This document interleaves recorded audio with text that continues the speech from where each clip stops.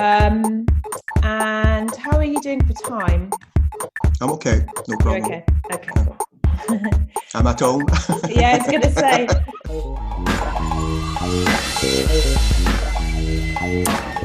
Hello everyone, and welcome to the EdTech podcast and this series episode of the Voctech podcast, Learning Continued, which seeks to explore the intersection of adult learning and tech. I'm recording this from our upstairs room, so if it sounds a bit funny, that's why. I'm hiding up here whilst husband is on homeschooling duties before we swap. And since this has all started, I've noticed my husband has an expansive love of post-it notes, which are currently everywhere. It's like a scene from A Beautiful Mind. But we battle on.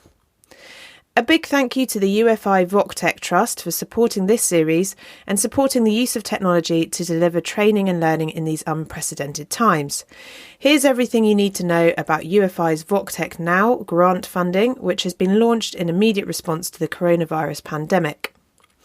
Number 1, Voctech Now is a new UFI Trust grant funding call prompted by the unprecedented situation vocational trainers and their learners face in 2020.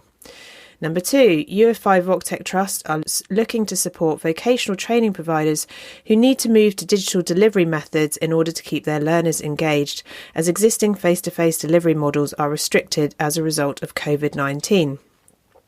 Number 3, Voctech Now are small grants of between 10k to 25k GBP for projects of up to 3 months durations that can be quickly deployed to support organisational transition to remote teaching and training.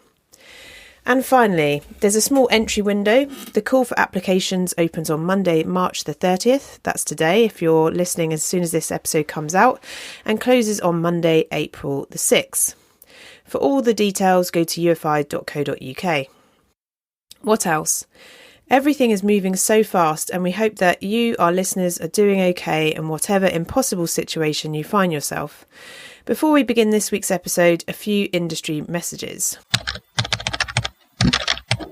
First off, our friends at ISTE got in touch to let you all know that they've been working hard to convene 2 major resources for the international education and technology communities. The first is learningkeepsgoing.org, a coalition of education organisations who've curated free tools, strategies, tips and best practices for teaching online. There are tips for parents, webinars for educators and much more at learningkeepsgoing.org. And the second one is the educator-led coronavirus response community, which is a place for educators to share their learnings, post and feedback on education during the pandemic. So a sort of blog or back channel, if you will. Both the links will be on our show notes and social feeds. Next up, a non-coronavirus item.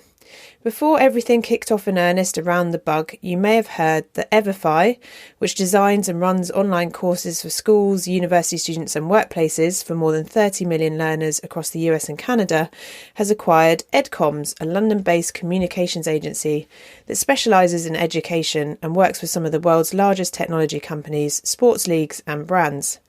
Here's John Chapman, co-founder and president for Global Partnerships for EverFi, to tell us more. EverFi's work has reached more than 30 million learners in the United States and Canada. We are currently tailoring our courses for the UK market so that we can help children, young people, and adults develop the skills they need to be successful in life and in the workplace. It's important that our content meets both the cultural norms of the country and the nuances of interpersonal communication. As our programs are fully digital, they will be ready for use in the next several months, some as soon as the end of April and some into the fall. The work of building custom international programs is currently underway, and delivery dates are going to vary based on content, the length of the course, and the desired learning outcomes. We are certainly very excited to be able to bring our programs to have an impact on the UK market. Thanks, John. We look forward to seeing how the new phase of EverFi transpires. Turning back to vocational skills and coronavirus, past podcast guest Pierre Debuc of OpenClassrooms got in touch to tell us about their latest initiative during this time. Hi, my name is Pierre Debuc. I'm the co-founder and CEO of OpenClassrooms, the leading European EdTech company. We were wondering how to help educational institutions, colleges, universities to transition and ensure academic continuity to their students. So last week, we created this initiative in which we offer all of our platform, or courses, or certificates, or dashboarding tools to track students' progress, or trainings to help teachers transition to online, everything for free to colleges and universities. We received more than 600 requests from colleges and universities from all over the world. It's really accelerating. We already cover more than 80,000 students right now. So you can request, if you're the leader of a university or college, a dean, a vice provost, a director, or president, you can make sure that you request us on our academic continuity page on OpenClassrooms. We're here to help. So take care and stay safe. Thanks, Pierre, and stay safe in France too. For more updates and news, check out the Caught Our Ear section of the newsletter. Okay, on to this week's episode.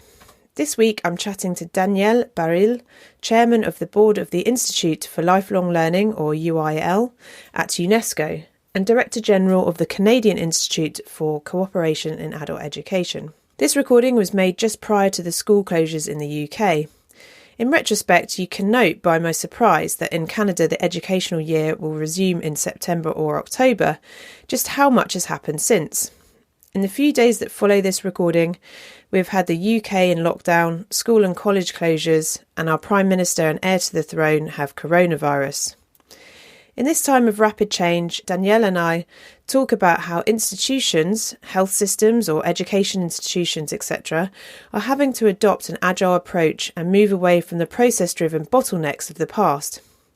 We talk about the long-term individual or collective approaches to lifelong learning and moving from mass application to targeted education intervention. This is the first in our episodes looking at the case for Voctech, supported by UFI. Okay, here we go.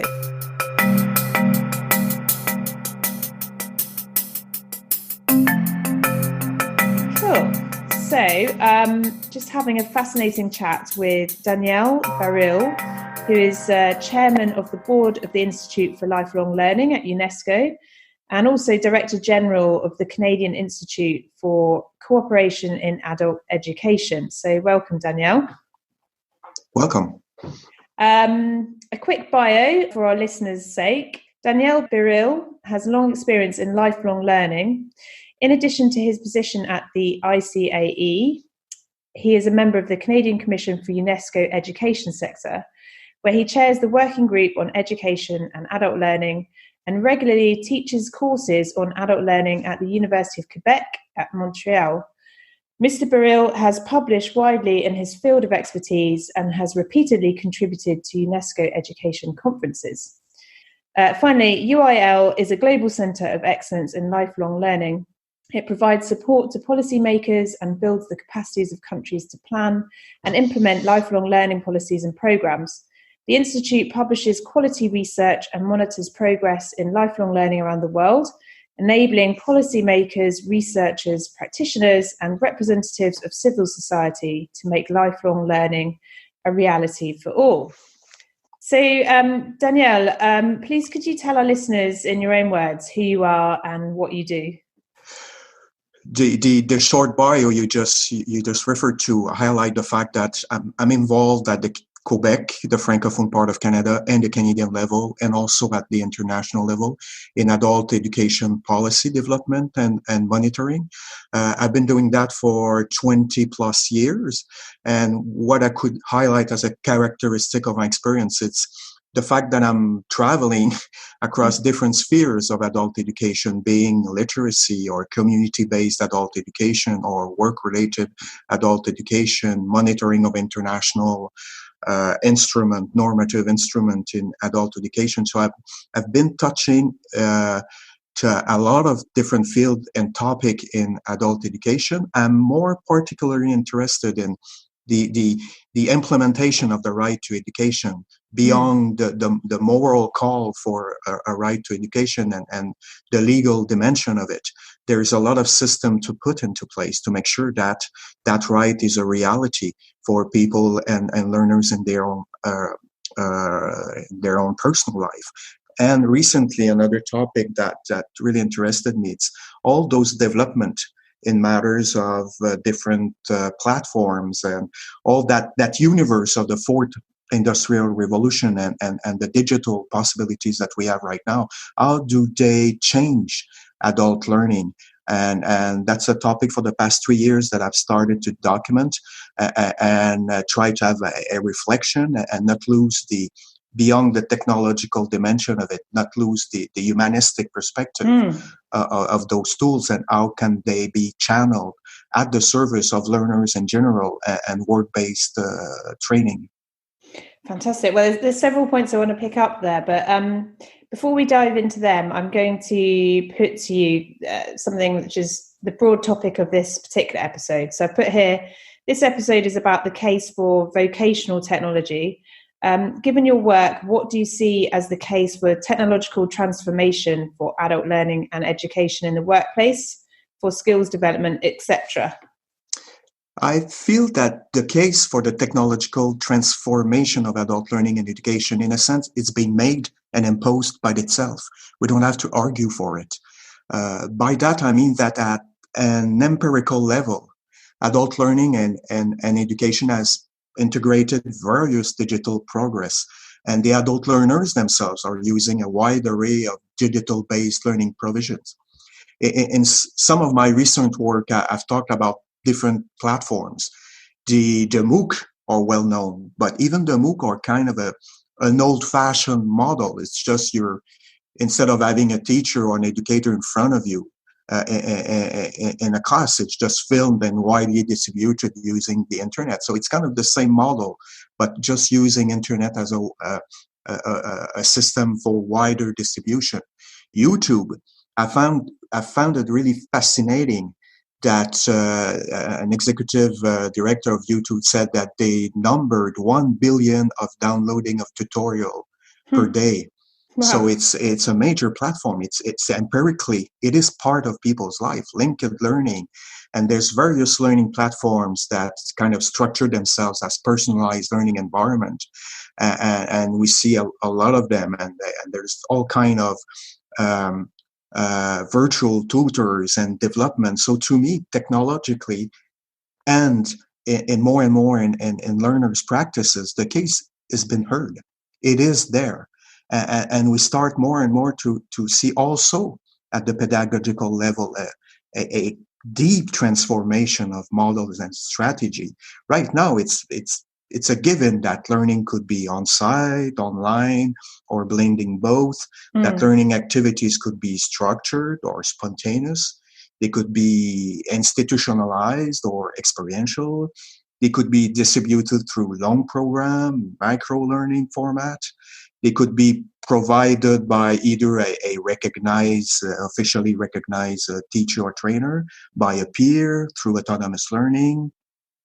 And they could be discrete or organized in structured learning pathways. So in a sense, it is empirically a given. The problem, the challenge is at the policy level. I don't think policy have been able to follow the empirical development of all those means, pedagogical, technological, new model of organizing in a modular way, content, etc., etc.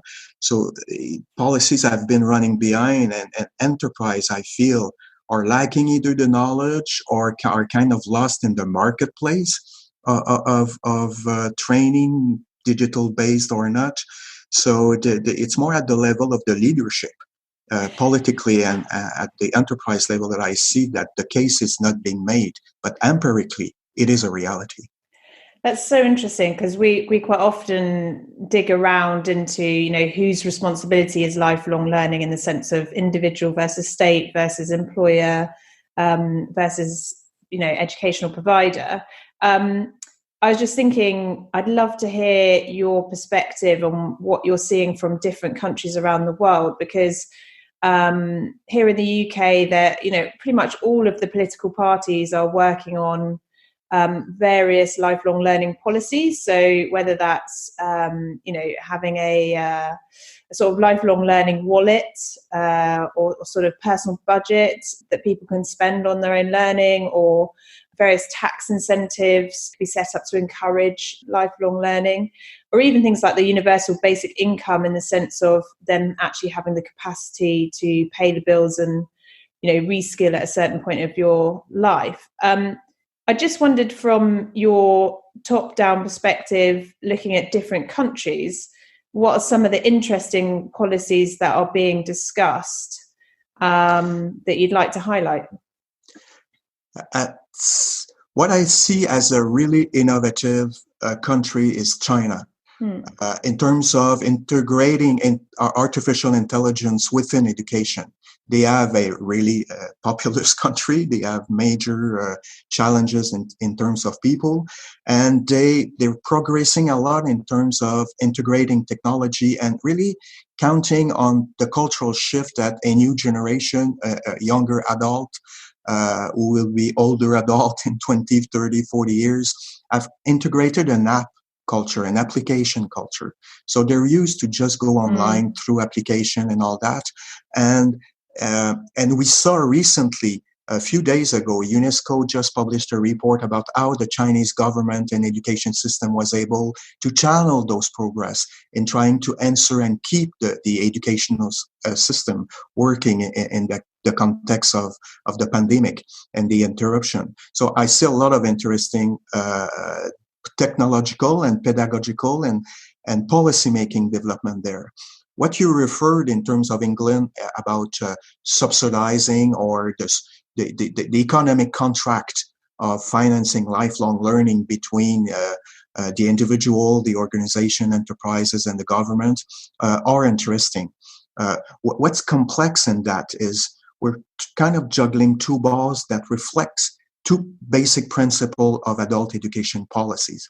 Is it an individualized, person-based system, or it's a collective organizational answer? Through learning account, we're pushing the center of gravity towards the individual. But financing organization to retrain the people, financing community-based group, financing an education system is a collective answer to it. So we have to juggle and really find the center of gravity and the right equilibrium and balances. Because yes, in some part, it's an individual responsibility to train yourself. But if people are not doing it, or if conditions are not created for them to do it, the aggregation of not answering learning needs becomes a social problem. We have a fantastic and global example now about health education. Now we're running to train people in basic health education. And we cannot rely on individuals only to do it. It became a collective necessity, and we have to collectively finance it.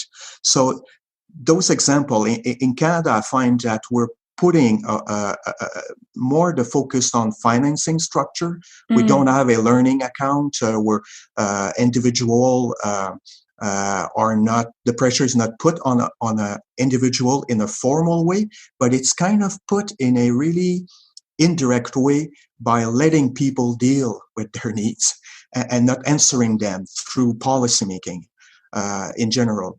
So what I see is there's two ways you can put the focus on an individual: explicitly calling them to finance part of their training, or just doing nothing and letting them deal with their reality and answer their needs by their own way. So that's another subtle way to individualize it. And it's more a neoliberal way by letting the market deal with it and putting the state beside it. In Europe, I find also at the policy level, policy document in Europe are really interesting. They have a wider perspective. Citizenship education is a focus, for example, and it's inspirational in a sense. I'm not knowledgeable enough with detail. Is it correctly implemented or not, and what are the fine tuning of mechanism? But I find at the policy level, part that I know, there's a wider perspective. Maybe in North America, we have kind of a practical, work-related competencies mismatched, skills mismatched. But we're kind of putting, sadly enough, all our eggs in the same basket, that the role of the state should be to solve the skill mismatch. And we're forgetting a lot of different fields. So, and through UIL, UNESCO to me is a major source of inspiration at the policy level, because by bringing the international community and the adult education community trying to find a humanistic consensus about what should be done, that most of the time end up with the adoption of really inspirational, holistic, comprehensive policymaking document. After that, it's the implementation challenge and the monitoring challenge that comes at the surface, and that's more the moral authority of UNESCO and UIL is put to use in reminding countries that they adopted a comprehensive, a more holistic vision of adult education and training, and they should follow up. I love the healthcare example is so good, because at the moment, yeah, absolutely, this is happening in the UK in terms of we're sort of, I don't know, at this point, maybe 2 weeks behind Italy when we're talking about what's coming down the line and the scenarios that will be happening in hospitals. So every hospital is having to sort of scenario plan, for its admin staff, for its anaesthetists, for its intensive care staff. And I'm sure, we've had previously the person responsible for technology and training in the NHS on the podcast, and I'm sure technology would be a part of that. It's interesting to think of that happening in every country. And you could refer also to the Parisian example, where you have police officer in the street doing health education, telling people go back home. Yeah. And having to be agile with that kind of training and those messages. And in your work, do you see any other industries which are kind of really ahead in terms of understanding lifelong learning, structuring it and using vocational technology to kind of its best effect? My feeling is that globally, enterprise and different industrial sector do know that they have to do it at the conceptual and the volitional level. But it's the resources and the technical. Multinational and big enterprises do have the means to invest in a staff that would follow up technology, test technology, implement personalized learning environment through their intranet, et cetera, et cetera. It's medium-sized and small businesses that are left in the wood. And so we have to, at that point, they'll never have the resources to make the transition. It's going to have to be a collective or in a sectorial fashion that we're going to be able to pool resources and allow those small enterprises and medium enterprises and to be able to make the move. And that's where individualized, personalized platform could be of some help. If we train the owners of those small businesses to those platforms, it's like outsourcing your technology and using what's there.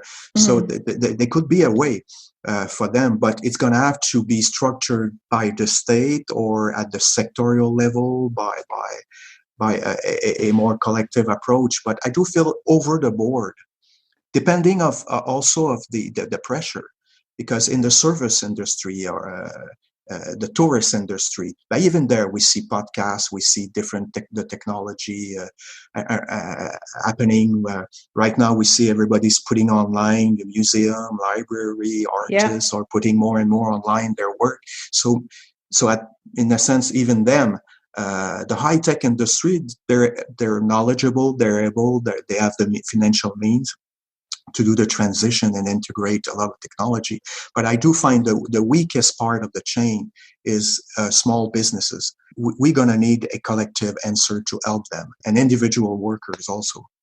And you mentioned before, when you were talking about Canada's own approach, that it was mostly financial levers that are being operated to support lifelong learning. Could you expand a little bit on exactly what models of finance Canada is looking at?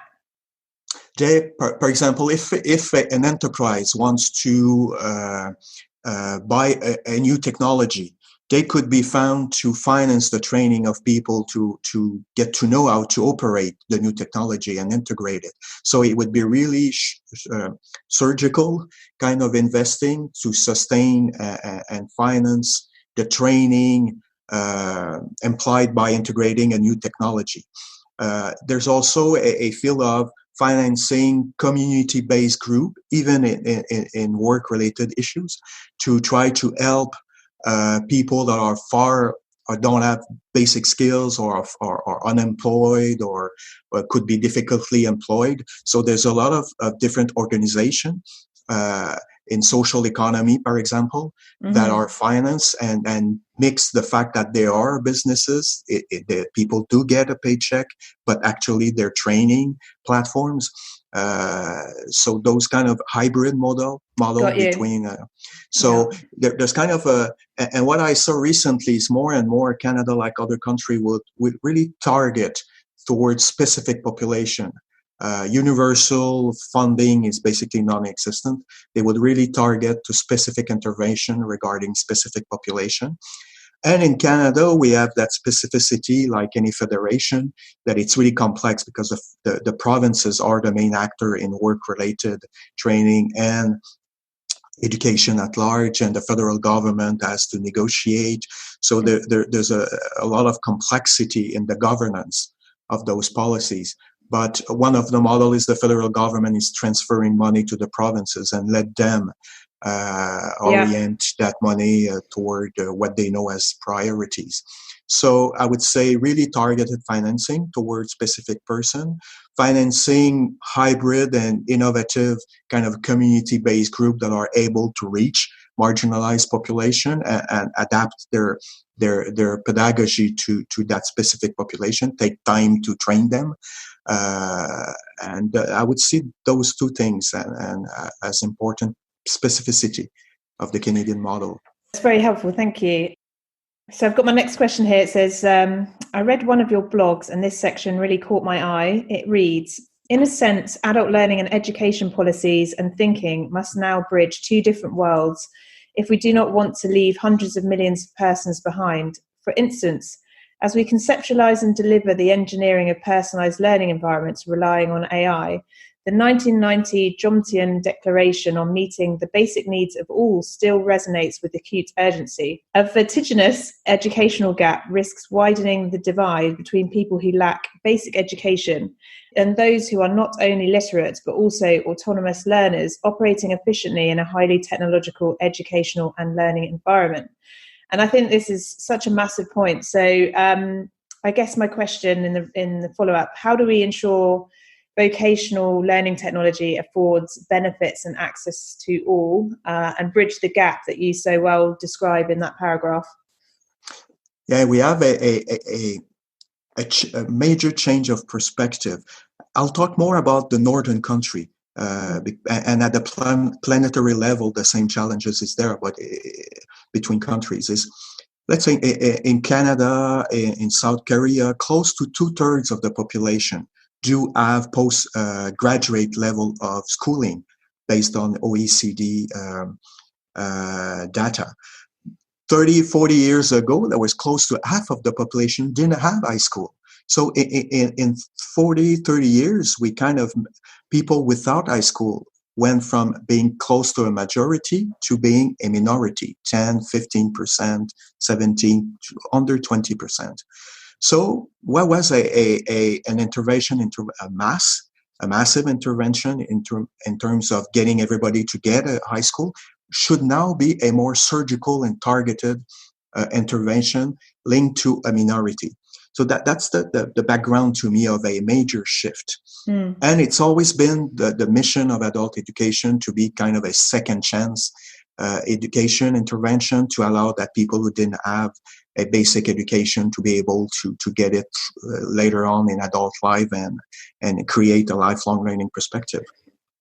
So what I feel right now is we have all the technological means, digital-based, pedagogical, new models to answer the needs of everybody. I strongly believe that. If we mobilized all those resources and we put aside the market structure of it, the more capitalistic structure of it, we do have the resources to not only answer everybody need, but through personalized learning to really help people who have wider or stronger needs. And through UNESCO, we see work every year in January. There's the Mobile Learning Week, and there's a lot of documentation published by UNESCO. And we see that even in Africa, where level of illiteracy is really high, technology is used, phone, tablets, and all that, different app to learn not only the official language, but the technology allows people to learn their own dialect, their mother tongue. So that's my strong feeling that it's at the political will, because we have the resources. For example, we have the pedagogical model through personalized. We could create a learning management system and just in open source and mobilize resources everywhere and try to answer everybody. And that's part of what could be due, like I referred earlier, what could be due regarding small businesses. Mobilizing existing resources, using pedagogical model that we do have. So we don't have to create the answer. We have to mobilize the pieces of the puzzle that we do have.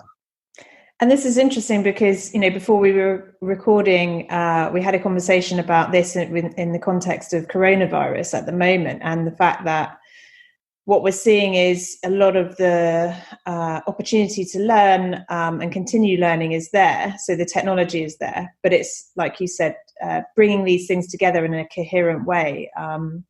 But things are happening that we just didn't think would be possible. Like you just explained that in Canada, whole year groups are finishing and will sort of move up to the next year as of sort of today or very recently. So it sort of makes you realize in the certain circumstances, absolutely unthinkable things can happen. And it makes us rediscover the state. We could be critical about the state and it's justified, but ultimately the state is an insurance policy.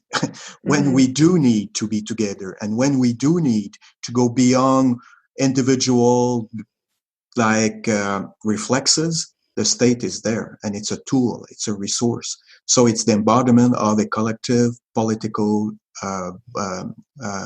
will. So, and we have an example there. And it's interesting that we see a lot of people are referring if we were answering the climate crisis urgency with the same will, problem will be solved. And through that, there's a lot of education and learning. And I've been in the past few days monitoring the reference to digital learning or online learning as a solution. And we see I see two kinds of answer. The market, the actor of the market using the opportunity to get themselves known and offering rebate or whatever. And the other side, a lot of teachers who are paid staying at home are kind of putting resources, list of open source resources, etc., online. So we kind of see that resources are there. You see there the example of the two approaches, a more collective one, open source, free, etc., done by the teacher and education agent, and the industrial part, the market part. But and at the juncture of those two, and we'll see probably next week and in 1 or 2 weeks, institutions, university, college, high school, and all that, they're gonna have to answer the disruption of their services, and there we'll be able to see the I was about to say the fight or the tension between a collective-based approach and a more market-oriented approach, and hopefully a synthesis and a kind of a middle-of-the-ground strategy will come up. But if we do find a middle-of-the-ground strategy, it's because the state gonna get into the debate as the arbiter in chief. Right. Since your time in post at the Lifelong Learning Institute, what research or insights have transpired which help us understand how vocational technology has a role in wider adult education skills development? So I suppose you've got two fascinating jobs and probably many more things on the side as well. So what kind of research and insights have come out of those experiences that you hold? I've been an avid reader of UNESCO's work for 20 plus years, because I do find that the quality of the research, the expertise of the researcher, but also compared to a university-based research, they are at the juncture of states and ministry education reflection. So they're informed by behind the scene thinking within ministry. So that's really interesting. And my mandate started last January officially as UIL chair. But what in the short term, what I see two initiatives that are major and are encompass widely the field of adult learning, but have consequences also for work-based and vocational learning. The first one is last autumn, UNESCO launched an international commission on the futures, in plural, of education. And they put the bar at 2050. So they really, through that initiative, they're channeling all the brain trust of UNESCO and their partners around the world in thinking, given where we are, given the challenges that we're facing, what's going to be the education field in 2050? So we're starting, they had the first meeting in January, and we're starting to see papers being published. And in those documents, we see a level of not only exploratory and utopian kind of a vision of education, but also based on what we have now. If we just pushed it a few decades, what's going to be the field of education? So to me, that's a major source, and it's a multidisciplinary action. And UIL is as planned, in June, a 2 days expert meeting, interdisciplinary expert meeting to dig into that topic. Maybe like everything else, it's going to be postponed. The other one is last spring in China, there was an international conference held by UNESCO on artificial intelligence and education. And I see in that topic, it's not the technological dimension that interests me more.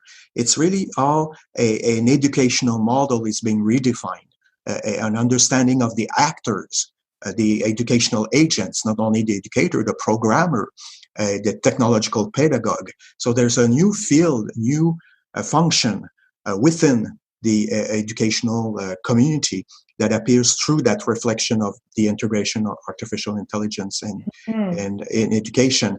And we see a remodeling of a comprehensive vision and policies of education through that technical topic of hardware, software, and programmation. But that's not the dimension that interests me. And UNESCO has at the core of its mission a humanist vision.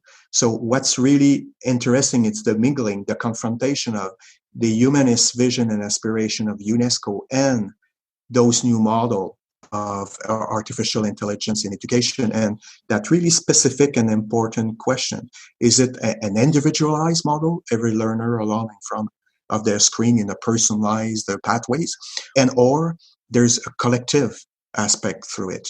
And we see a bit of that in peer-to-peer learning online. And there's a basic question, and probably what's interesting in those fields is the answer is always the engineering of educational ecosystem. So it would be a mix of both and a distribution of both. So those two things, the UNESCO International Commission on the Futures of Education and the work on artificial intelligence and education, are two current within the work of UNESCO that to me are fostering a taking stock of what's happening, but also just giving perspective for the next decades.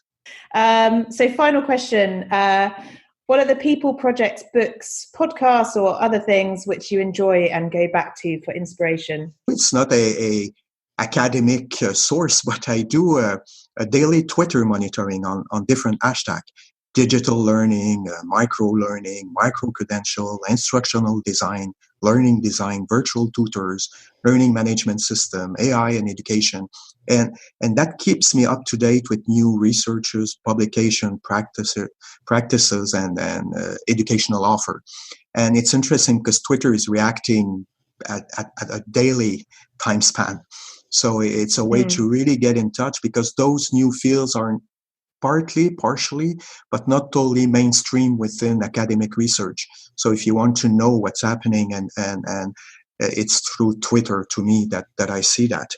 Also, recently, I've been digging more into learning management system models, and I'm not really interested in the technological part of it, but I do feel that within those learning management system, there's a more comprehensive model of adult learning and different actors, and putting together different resources, different medium, from micro learning to personalized long-term pathways.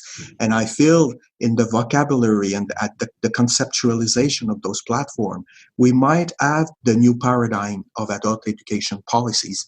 We could generalize that model at a policy level, at a state level, and say, kind of as a metaphor, that a new generation of adult learning policy should be for the state to create a learning management system at a population level, and refer to and being inspired by the conceptual creation of learning management systems. So to me, those through Twitter and through some readings, I dig into that, because I feel that there's something there that's more echoes a paradigm shift that we see in adult education learning policies and system-wide approach.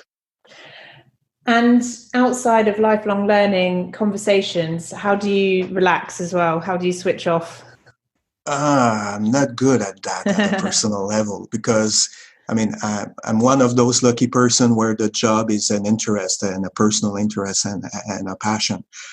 So those are always mixing. But I mean, sports, jogging, and more reading and history reading, the history of Quebec, for example. I read a lot of the history of Quebec because it's interesting. Quebecers, if you allow me, have a unique experience, because as Francophone, they are a majority in their provinces, but a minority within Canada as Francophone and across the world. So they have that two experiences. So reading the history of Quebec, it's in the past, we're a young country compared to England, but through the 300, 500 years of history, it's that project of a minority becoming a majority and living both part of their identity. So I like that more as it's part of where I live, but also the experience, the human experience through the policies, the political debates, more as a cultural experience. And strangely enough, it's a lens that's interesting to work with at the UNESCO level, because that makes us makes Quebecer sensitive to a majority perspective, but also a minority perspective on different issues. So reading history is part of actually reading is part of my life across the board, as professional and also personal and leisure time. And as we record this, are you able to kind of go out and about, or are you having to stay at home at the moment? Yeah, we're bunking down. We've been asked to stay home for 2 weeks. We're the first week of it, and only to go out to buy food. But since it came from Asia and moved west, we had time to prepare. So Action Zero or more before the wave of it. So we're locking us down. We're being asked to lock us down and to prevent what happened in Italy, example, or in some provinces of China, in Asia. But it's a strange experience. Like that. After that thing, if in a few months, it'd be interesting for across the world for people to just exchange about the experience. But staying at home, at least our small organization is in the cloud. So we were functional in 24-hour notice to just work at home and keep going on with our work. So that we passed the test, like I said to my colleagues. That was a really intense test, and we were able to pull the physical plug and go online within a short notice, and we have been successful actually. Well, all extra time to do that reading that you love so much as well. Yeah, well, I have a lot of time to catch up UNESCO's work that I haven't done time to read recently. So probably like a lot of us will be more knowledgeable and cultured after that. Well, Daniel, thank you so much for your time today. It's so interesting. And I loved thinking more deeply about the sort of individual versus collective models. So it's been really fascinating to talk to you. You're welcome. It was a pleasure.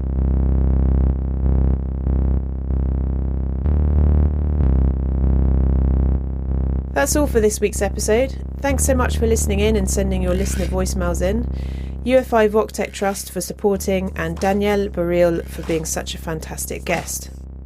With all you are juggling this week, make sure you take some time out where you can, and do let us know how the EdTech podcast can best support you whilst everything is up in the air.